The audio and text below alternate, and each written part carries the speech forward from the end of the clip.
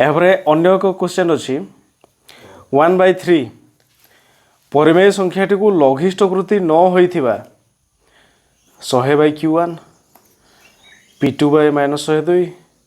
6 P3/Q3 रूप में प्रकाश कर। तेरे मूल संख्याटी किए ना 1/3 ये 1/3 रूप को चेंज करके एमती करवा। तेरे लिखा प्रथम केते 1/3 ये 1/3 को कौन करवा ना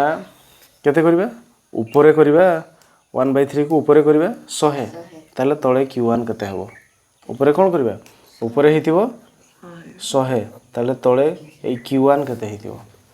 केमती हबो 1 रे 100 गुणन करली तबे 3 रे भी 100 गुणन करथिबा कथा सेमती न करके हम की करबा सीधा बजर गुणन कर दिया ना कौन कर देबा ना ए Q1 1 सहित गुणन हे जिवो 300 सहित गुणन हे जिवो ताले Q1 का सहित गुणन करली 1 और 3 को का सहित गुणन करली 100 ताले Q1 और 1 जैसे Q1 ये 300 हे गला ताले Q1 जगह रे केते लिखि देबी 300 और ते के लिखिबा 100/Q1 से समान 100/300 हबो ताले यार रूपटा होची एटा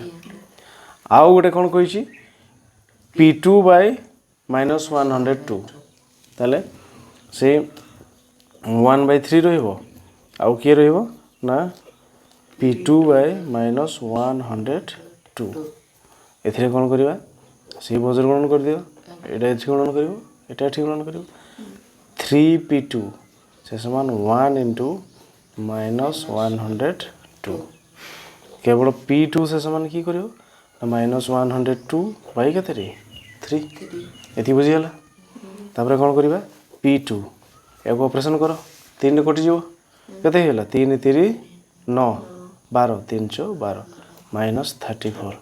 ताले P2 जोठी अछि केते लिखि दबा 34 ताले की लिखिबा ना P2/-102 से समान P2 स्थान रे केते लिखिबा -34 बाई केते 100 -102 एटा का सहित समान हे दिला ना 1/3 सहित तापर कोन करबा आ गोटे देछि 6 P3/Q3 6 P3/Q3 पुणी कौन होइछि ना से 1/3 लिखिबा ता सहित काकू समान करिया ना 6 P3/Q3 हला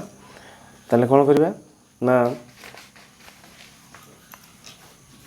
P3/Q3 थाउ कौन करिया दीटा अछि से P3/Q3 थाउ ए 6 गुणन हेतला बटा असले कौन हबो हरण हबो ताले कौन हबो 1/300 केते हे जो 18 ताले P3/Q3 हे जो केते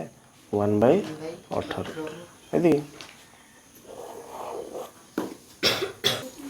तनो एटा को जदी हम 1/3 सहित समान कर दबा